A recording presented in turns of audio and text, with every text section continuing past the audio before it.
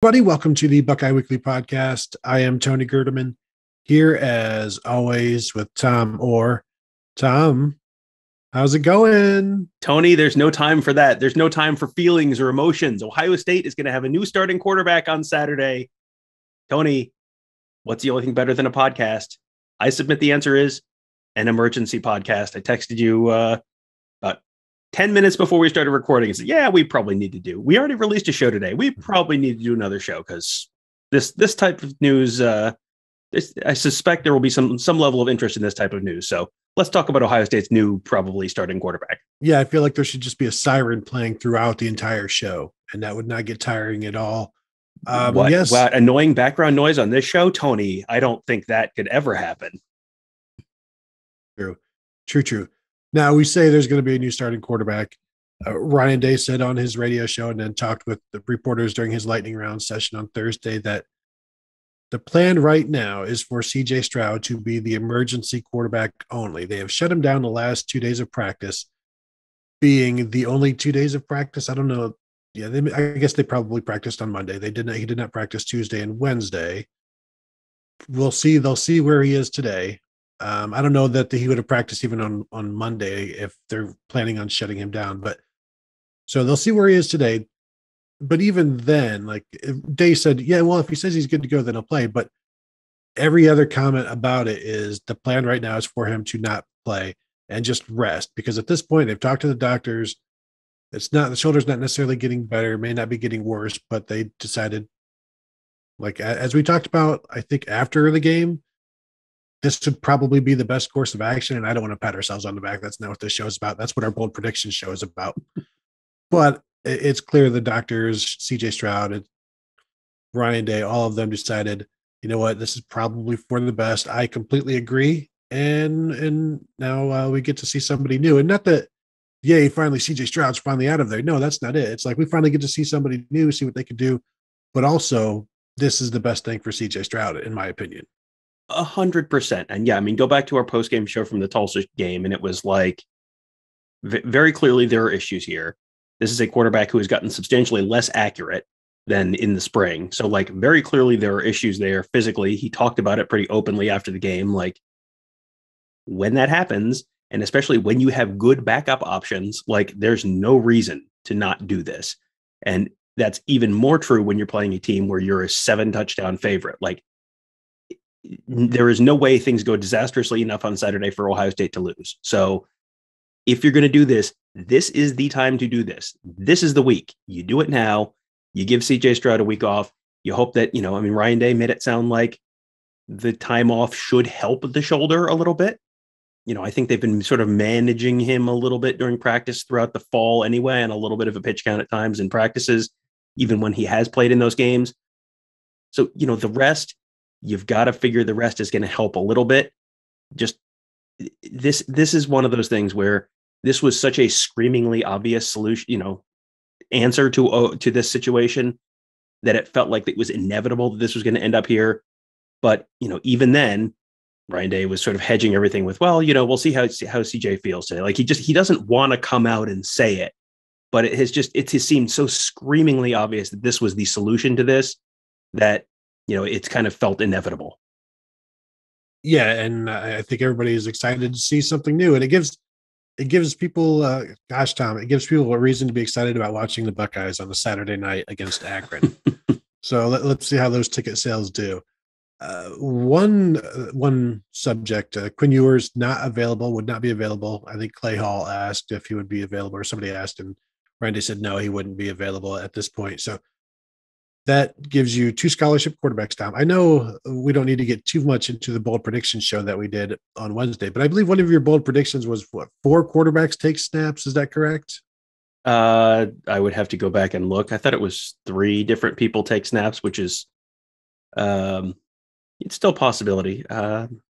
You keep talking. I'm going to go through my notes and see if I'm just wondering if you're feeling a little less confident right now, or are you still boisterous with all of your boyish enthusiasm that you bring to every show, or are you starting to wonder if they keep pulling these quarterbacks out of the game, how are you ever going to get one of these things right? Yeah, here is the exact wording. 3 players other than CJ Stroud take a snap for Ohio State. So that, I mean, that prediction was made sort of with the understanding this is probably what was going to happen.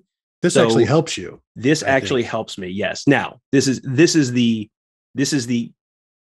context in which I was making that prediction was you were kind of hearing that this was likely going to be how this played out. So you figure it's Kyle McCord probably number one. Jack Miller gets some snaps number two. If it's 73-0, does Jagger LaRoe get a snap? Does JP Andrade get a snap? Sounds like Quinn Ewers is a no, but a third guy, or Tony, Trey Van Henderson Wildcat. I'm just saying, but we're not here to talk about the bold prediction show. No. We're here to talk about the starter. Do you agree? I mean, to me, Ryan Day continues to hedge. Oh, both guys work with the one sometimes this week, and this is Kyle McCord starting, right? I'm not off base there. This is Kyle McCord starting on Saturday. I think the only way it isn't is if Ryan Day just wants to throw a curveball, or Jack Miller has a better week of practice. They've both gotten more snaps this week, and so I don't know. I do wonder if 1 week wins it, that sort of thing, where it's on like this is the money ball or the rock and jock 10-point shot where all season long it's been Kyle McCord as the backup, but then here comes Jack Miller hitting a half court 40-pointer, and now he wins at the buzzer because it just took one. It's like a lightning round of or Final Jeopardy where you just bet it all, and then he hits it this week of practice and is just lights out. If he's lights out, I think that trumps anything that has happened up to this point, because at this point, you've seen what he's done with a bunch of reps, so clearly he has done what he has needed to do in preparation for this. He saw that dangling carrot, as it was referred to in the lightning round, and he grabbed it, and he was the first to get it. So I expect it to be Kyle McCord just based on how the guys have practiced and how things have been. But that doesn't mean it can't be taken over by Jack Miller this week, in my opinion.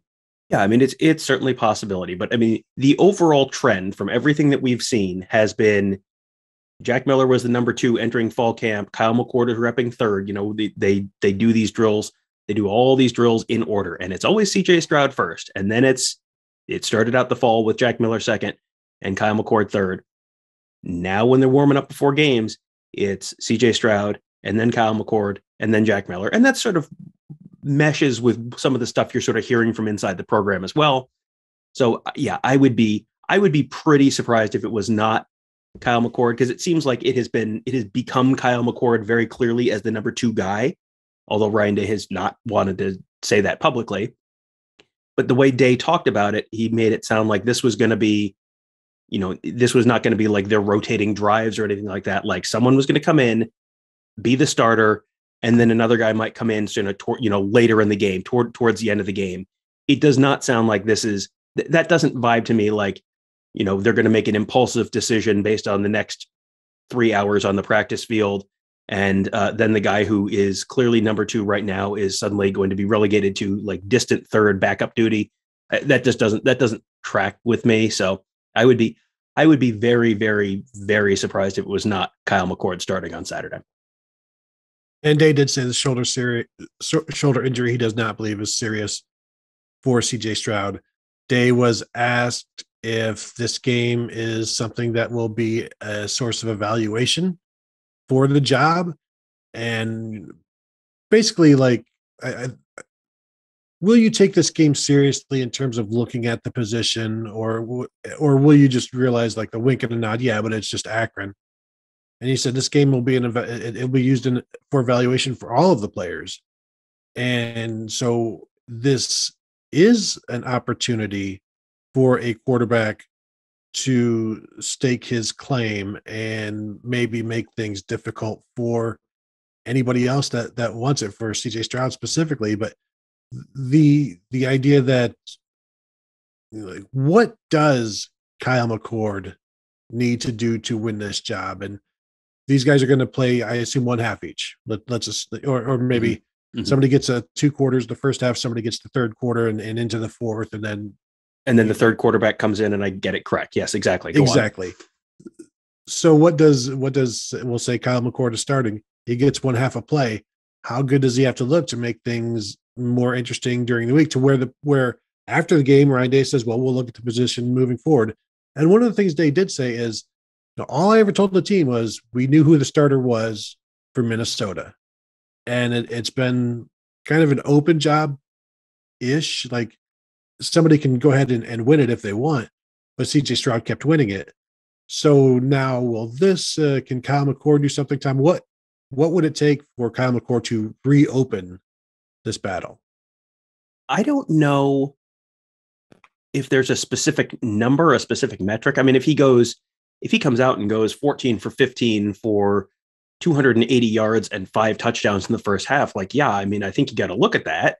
I don't know if there's, if he's 10 of 15 and it's for 150 yards and 3 touchdowns, is that enough? I don't know. I think what's more interesting to me, almost a more interesting way to frame this conversation to me, not to crap on your hosting duties here, but a more interesting way to frame this conversation to me is the better Kyle McCord is, the more likely the Ohio State coaching staff might be to say, CJ, take another week, just, take another week off and rest the shoulder more. But the more likely CJ Stroud might be to say, no, I want to play. Because you can, if Kyle McCord comes out and throws for 500 yards in the first half, like, well, CJ Stroud's going to see that, and CJ Stroud's going to go, hey, that guy looks pretty good at football, and he plays the same position I do, and only one of us can play. So there's kind of like, the better this looks for the Ohio State coaching staff, maybe the more pressure it is on Kyle McCord, or on CJ Stroud to come back maybe quicker. So there's a little bit of a push pull there. And, no one is saying CJ Stroud is not a good teammate or would not be happy to see Kyle McCord succeed. No one's saying that. Just there's, I'm reminded a little bit of the old Jim Tressel line that his dad, Lee Tressel, when a player got in trouble, when he was the head coach at Baldwin Wallace, when a player got in trouble, the severity of the punishment was in direct proportion to the quality of the backup. So if your starting running back, got in trouble for something, you were much more likely to be willing to suspend him if you had a good backup. Maybe the caution showed with injury here might be in direct relation to, so how good does Kyle McCord look this week? That might change how willing Ohio State is to, have maybe CJ Stroud takes another week to heal his shoulder, or is, he's available, but they would prefer not to play him, kind of thing, against Rutgers, or if it looks terrible, like maybe CJ Stroud's back in the starting lineup next week. That's, obviously there are health concerns there. This is not a purely on-field results driven decision, but it maybe makes it a little bit easier to decide to sit him another week if the replacement does look fantastic. Yeah, it's interesting. Like if Kyle McCord or Jack Miller both look bad, maybe CJ Stroud would be willing to sit another week and gain some rest. But if they look good, I'm sure he's going to be, no, my shoulder is fine. And that's one of the things I asked Day about, is knowing that you're part of this talented room. What was the conversation with CJ Stroud like about sitting? And obviously he's not going to want to sit out and watch. And he said, no competitor just wants to sit and watch your teammates play without you. But also it sure seems like Stroud is pretty annoyed about his shoulder at this point, and not annoyed, but it's a real thing. And so if you're going to miss a game and have whatever results kind of like poo-pooed a little bit, this would be the one. Like, yes, of course, Kyle McCord should go, 16 for 19 for 240 yards in the first half against Akron. It's Akron. I mean, what does it really mean? And now if Stroud were to sit another week and it happens against, Rutgers, then it's like, well, my shoulder is feeling really good. I better get back out there. And he's probably feeling that way at halftime. Like, no, I'm good now. My shoulder's all better now. I just needed that extra hour and a half. It was that 90 minutes in the first half that got me better. Boy, do I feel good now.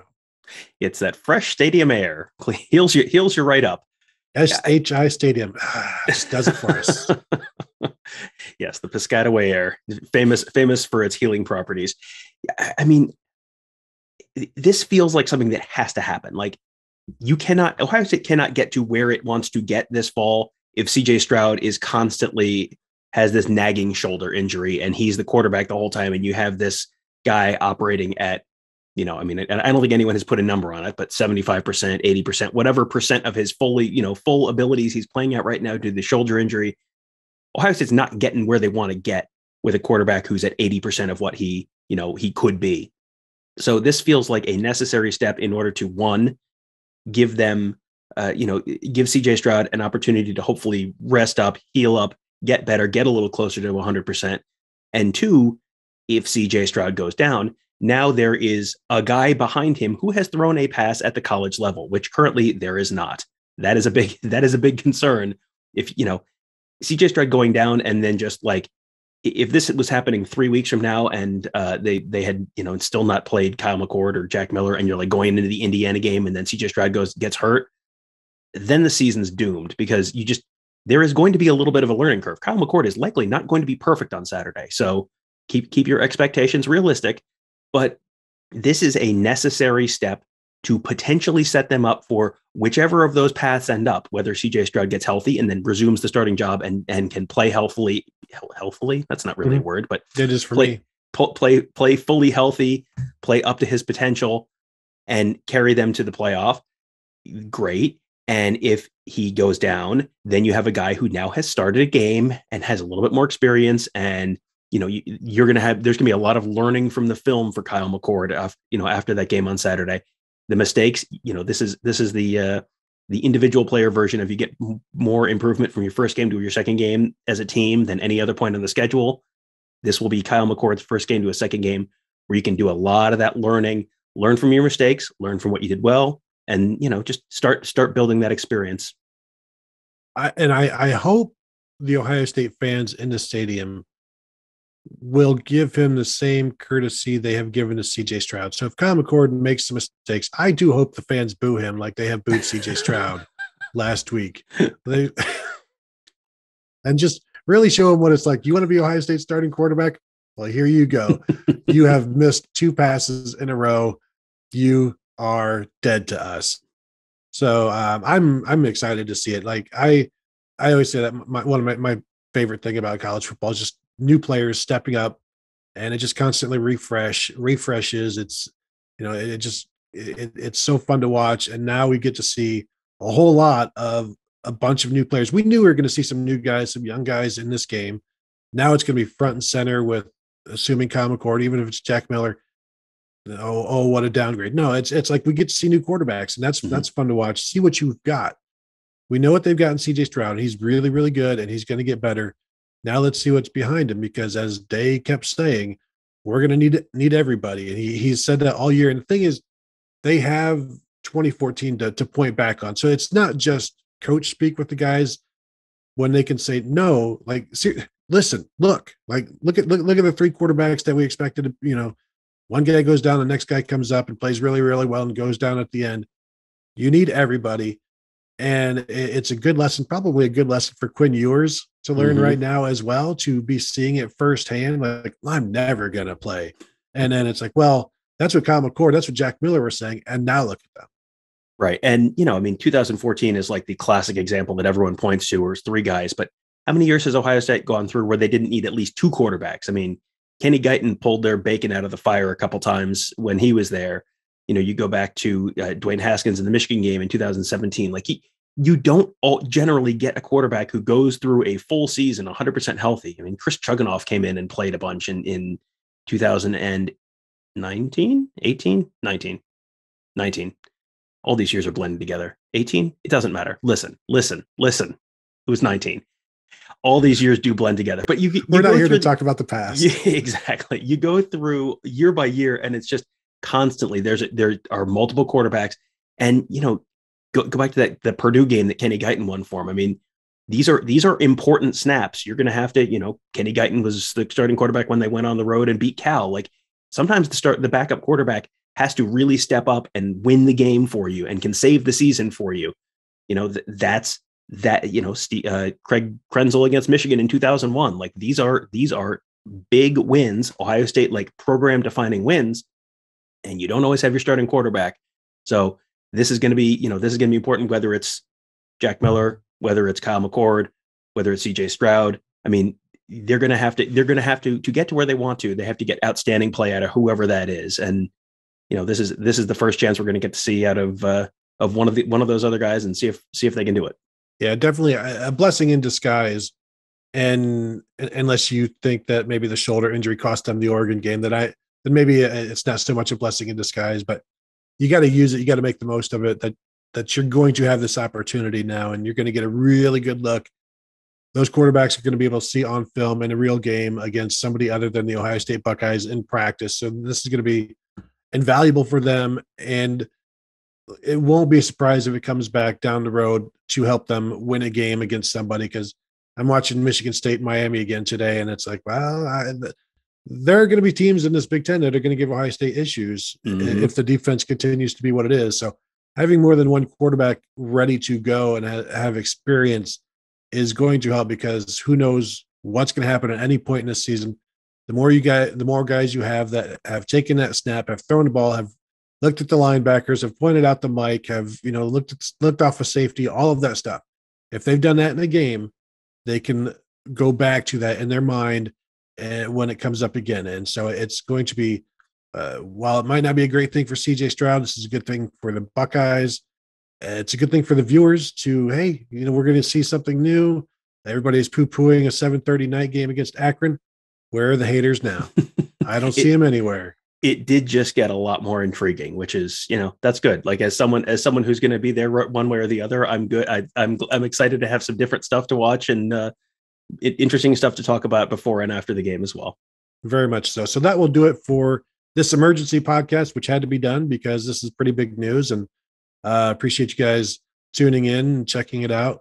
As always, find breaking news like this at BuckeyeScoop.com. You can find it on the Ask the Insiders message board. You can find us on YouTube.com at YouTube.com/BuckeyeScoop for all videos like this one.